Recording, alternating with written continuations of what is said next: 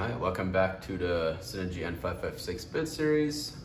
We left off with the torque tube and boom and tail assembly, so we're going to start working on that.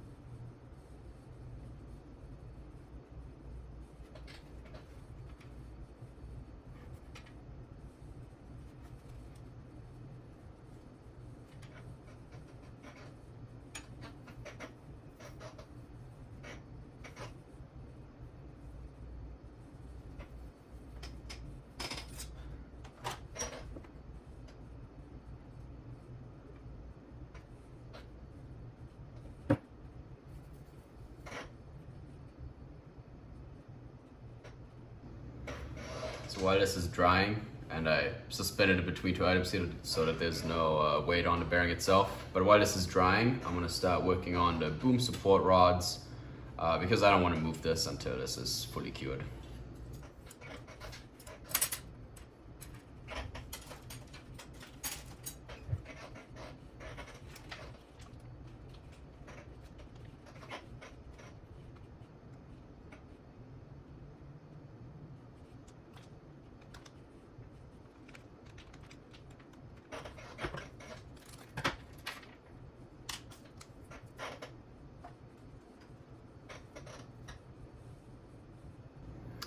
Alright, while this is curing, I'm going to take a little break. There's nothing really to do here besides wait for that to cure, because I don't want to move this much while I put on the torque tube connection pieces on here, and I don't really want to glue anything else without actually having it on the helicopter, so I'm going to take a little break here. While I wait, I've decided to start working on the tail. The torque tube is drying or curing back there, but I'll start working on this.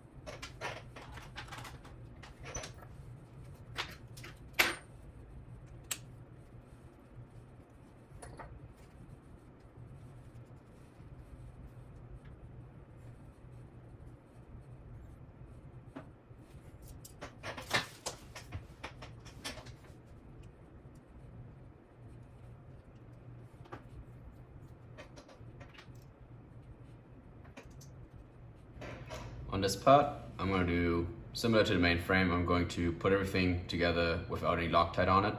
Make sure that the shaft runs smooth, make sure that the tail control slider moves very smoothly, and then I'll go one bolt at a time and clean it one more time and then Loctite it.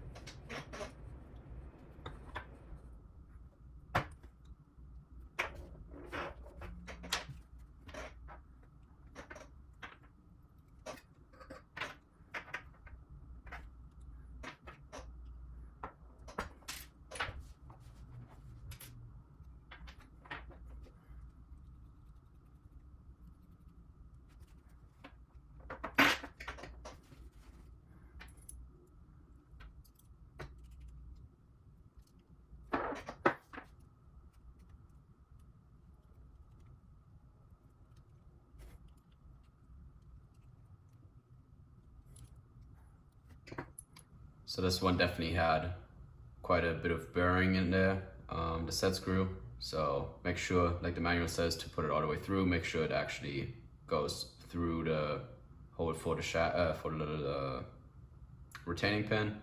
Because it was so slippery, I just put on the tail here just to hold on to it better. Take that back off and moving on.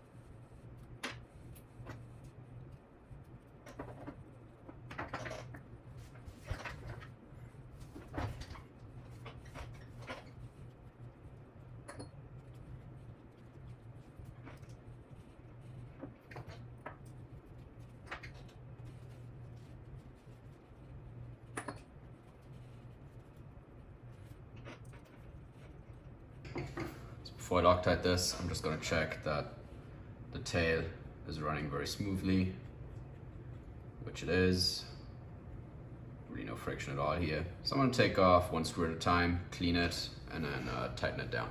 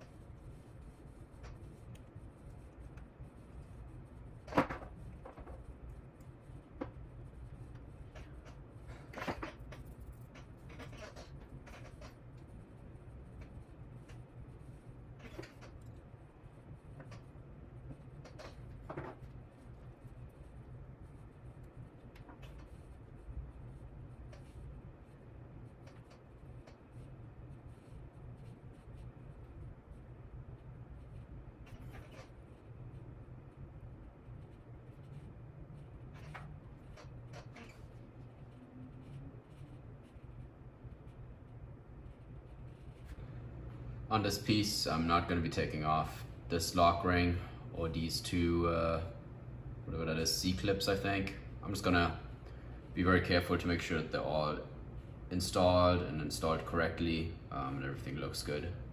There's really no parts in this assembly that you can't see from the outside, so just make sure, look at the manual, check what's supposed to be in here, and make sure that all is.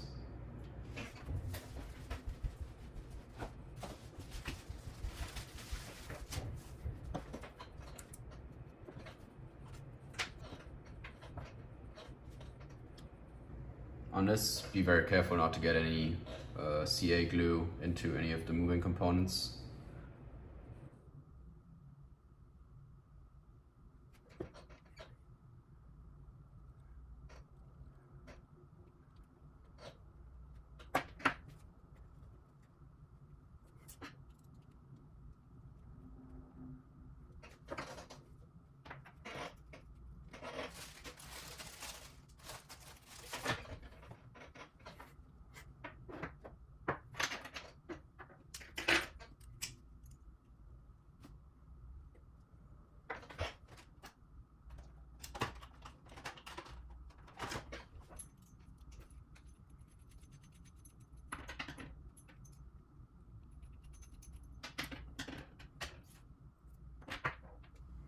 Actually, on this piece, I almost forgot, it does come with 2 of these shims. The kit comes with 2 of these shims, and depending on tolerances, you may need 1 or both.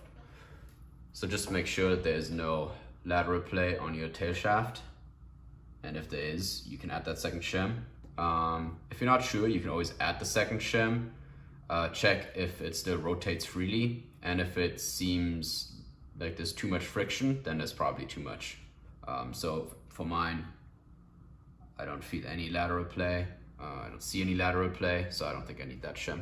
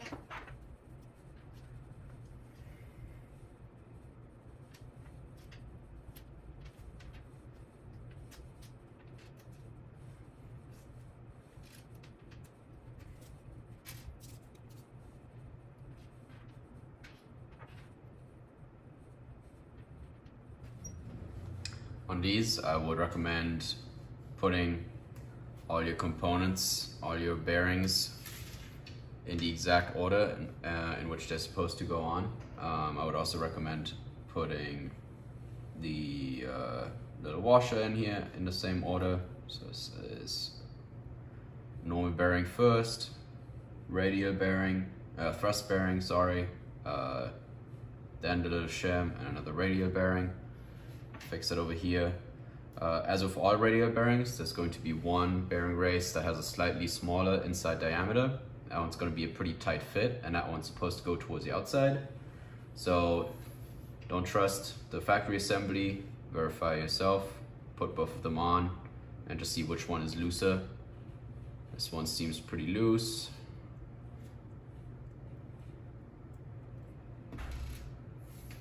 I'm guessing that one's the inside one, and this one is definitely much more tight, barely any play in here. Maybe I can put them on opposite sides for comparison. So this one, maybe a couple of degrees. This one, easily 30 degrees movement. So this one's going to be the bigger diameter, which is going towards the inside, and the smaller diameter is going to the outside. Let's check the same over here.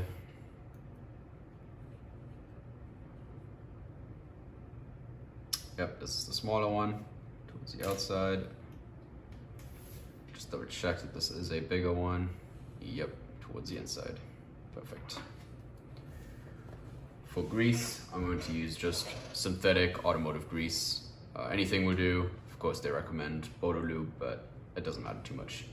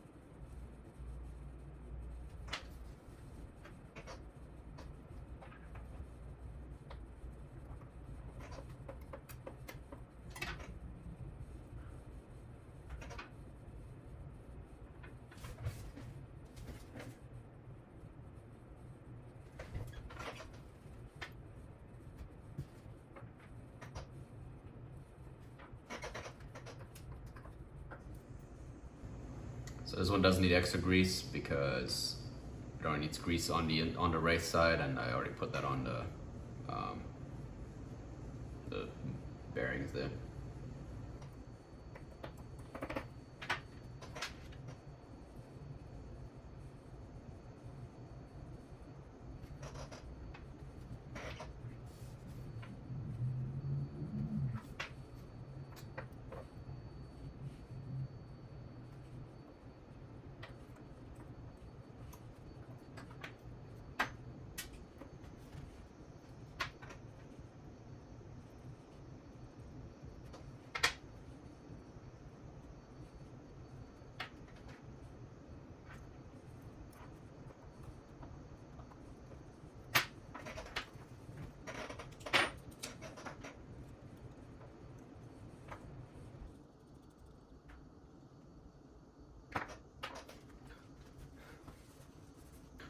I'm gonna temporarily put this bolt in without Loctite. Once I have this side finished up and can get the grease cleaned off of my hands and off my tools, then I will take it back out, clean it, and put Loctite on it. But right now, I can't really be sure that I'm not just putting a bunch of grease everywhere, because there is grease everywhere, so doing one step at a time.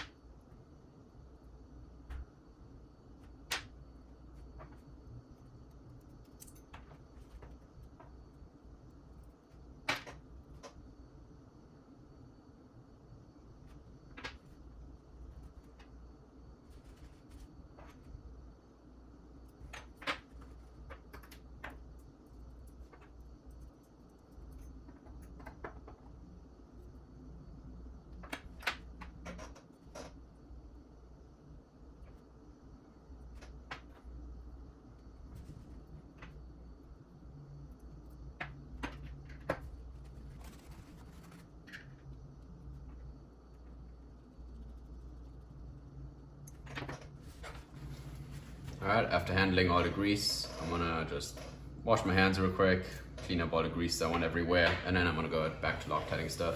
I just don't want to risk getting getting grease on bolts that are supposed to be Loctited, which would definitely make the Loctite be a lot less effective.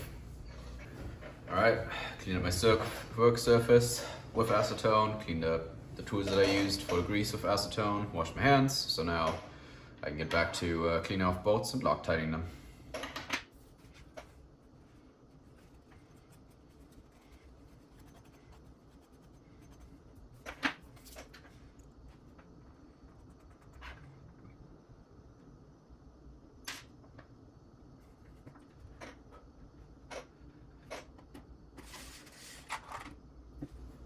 We use this Tupperware container to rest the tail on, the tail assembly on while I clean the boat so that the bearings don't fall out.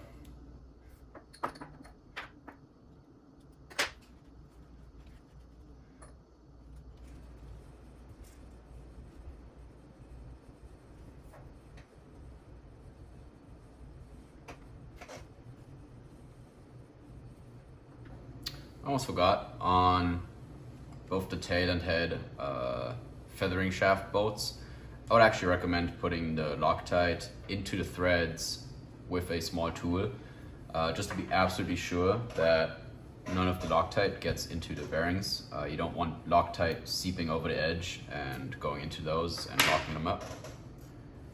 So I took off the Loctite on the boat, and I'm going to use this tiny screwdriver again to get the Loctite into the threads directly.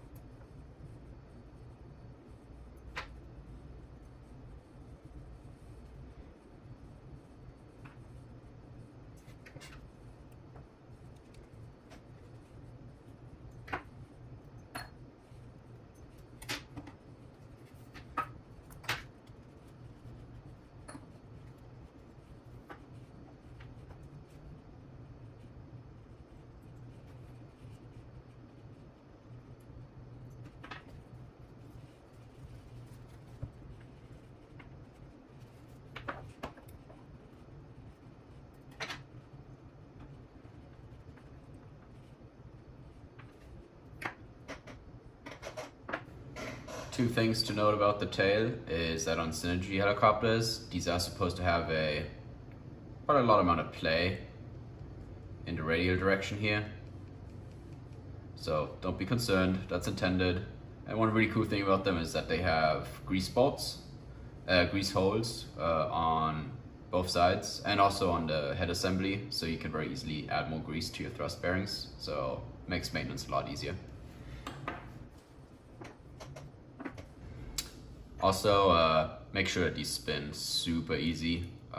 Again, these should have, like the entire tail control mechanism should not have any friction. So make sure to check that at every single step. So this is absolutely perfect.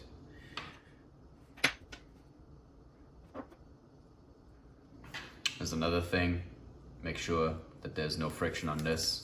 This is super easy. I haven't even added any lube or grease, which I may do later, but because this moves, you can add it at any time, so there's no reason to do it now.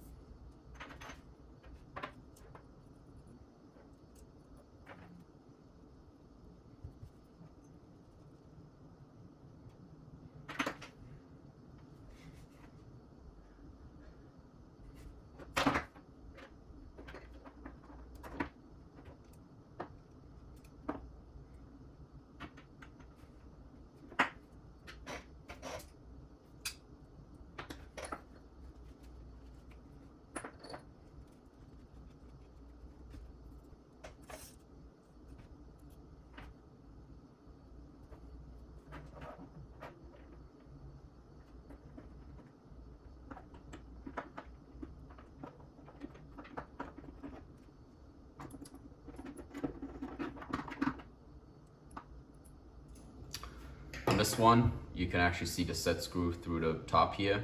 Just make sure that the set screw is all the way in until it touches the opposite side of the tail shaft, and then you'll be good.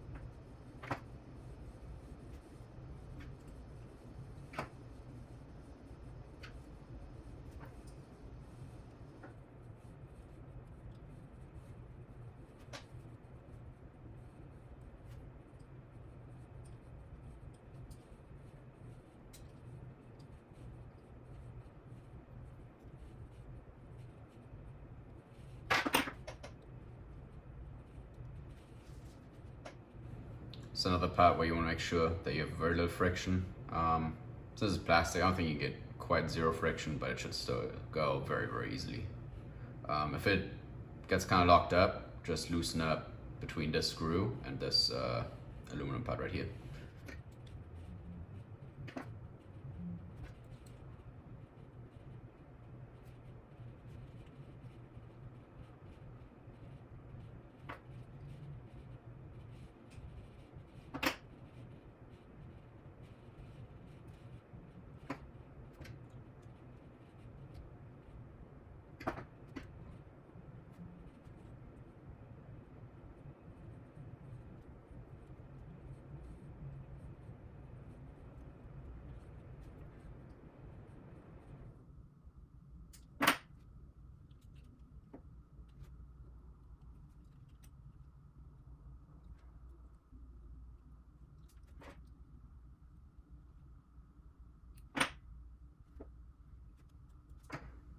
Alright, pretty happy with that. There's no play on it at all.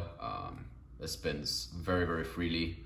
You just kind of have to play with the nylock nut and this whatever tail lever mount until you get the right amount of distance between, or right amount of tension on a screw, so that this rotates very, very freely.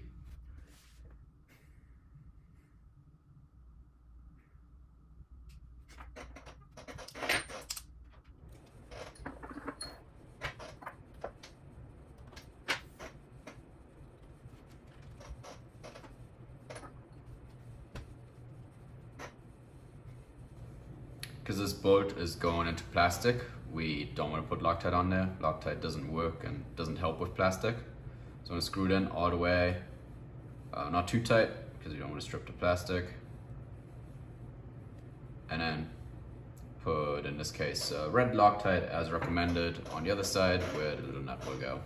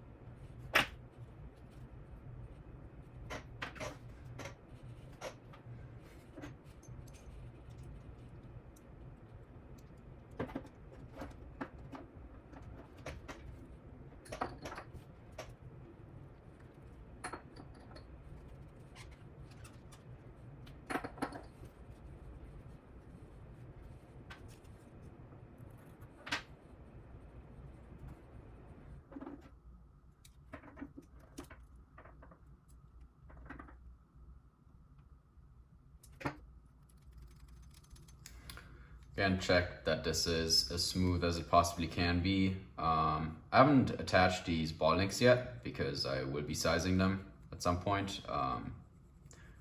Those could also cause a lot of friction if this is a pretty tight fit between the plastic and the metal ball. It could cause a ton of friction. So if you have a lot of friction, definitely just disconnect those and see if the friction goes away. And if it does, and these are too tight, there are tools that you can use to size these, make these a little bit bigger and get them to a perfect fit. But that was the most of the tail assembly except for the boom. And yeah, thanks for watching.